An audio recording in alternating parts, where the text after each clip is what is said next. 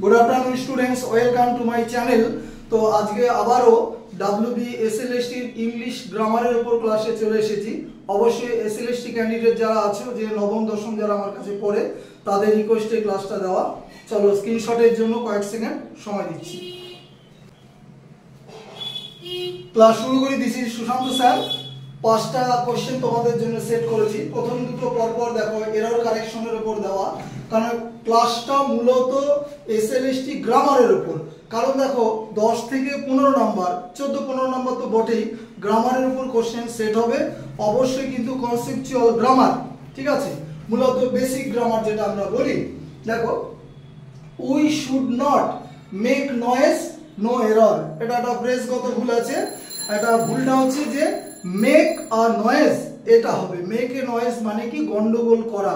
We should not make a noise in the class. যাই হোক, তাহলে এখানে ভুলটা হচ্ছে মেক আ নয়েজ হবে, তাহলে এই পার্টে ভুল, তাহলে এখানে একটা এ হবে, ঠিক আছে, মেক আ নয়েজ হবে, বুঝে নাও। তাহলে এই পার্টে আমার ভুল আছে। Next, I have lost my scissors in my office.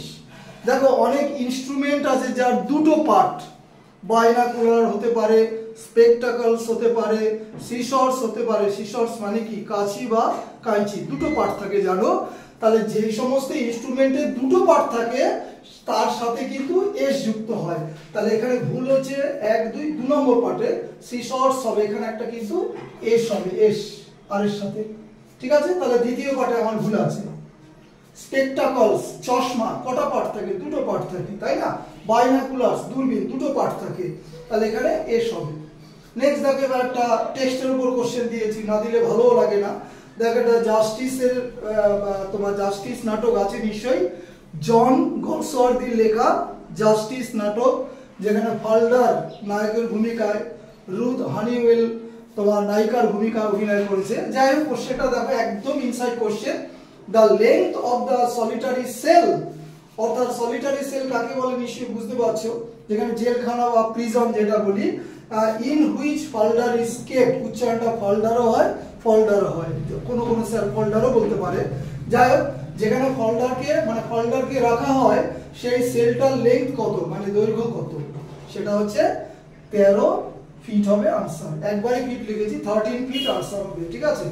Next দেখো, আবার গ্রামাটিক্যালে ভীষণ এরকম ধরনের গ্রামার এসএলএসটি দেবে, যেটা আমি 4 লিখেছি। আই মাইসেলফ ডু ইট, আমি এটি করব। সেলফ মার্কা যে শব্দগুলো আছে, মাইসেলফ, হিমসেলফ, হারসেলফ, এগুলোকে তোমার রিফ্লেক্সিভ প্রোনাউনও বলা হয়, এমফ্যাটিক প্রোনাউনও বলা হয়। বাংলা মানে আত্মবাচক সর্বনাম। এখন কি করে বুঝবো রিফ্লেক্সিভ হবে নাকি এমফ্যাটিক হবে? একটাই টেকনিক দেখো, ভার্বের পরে যদি থাকে সেটাকে বলে রিফ্লেক্সিভ প্রোনাউন, আর ভার্বের আগে যদি থাকে সেটাকে বলে এমফ্যাটিক প্রোনাউন। এই টেকনিকটা মনে রাখো। তাহলে উইল ডু এটা ভার্ব পার্ট, তাহলে ভার্ব পার্টের আগে আছে, এই জন্য এটা আমার আনসার নেবে হচ্ছে এমফ্যাটিক প্রোনাউন, ঠিক আছে। 5 নম্বর দেখো, খুব ইজি একটা প্রেপোজিশনের উপর শূন্যস্থান। There is a picture dash the wall, একদম বিগিনার্সদের পক্ষে খুবই সহজ, কিন্তু দেখো এরকম ধরনেরও কিন্তু স্কোর করার জন্য গ্রামার অবশ্যই দেবে। তাহলে এখানে সঠিক আনসার ওয়াল, মানে ওয়ালে পিকচারটা ঝোলানো অবস্থায় রয়েছে, টাচ করা অবস্থায় রয়েছে, এই জন্য আনসার নেবে অন। ওভার হয় কোনো কিছু ওপরে নাগাল পাবো, সেরকম বলতে ধরো ফ্যানটা আছে, সেটা হচ্ছে ওভার। অ্যাক্রস হচ্ছে বরাবর, ডান দিক থেকে বাঁ দিক এরকম, ইন হচ্ছে মধ্যে, ইত্যাদি। আর তোমাদের জন্য একটা অবশ্যই হোমওয়ার্ক দিয়েছি, Nepal is dash the north of India, in, to, on, over. সম্পূর্ণ ক্লাসটা বাংলায় বোঝালাম।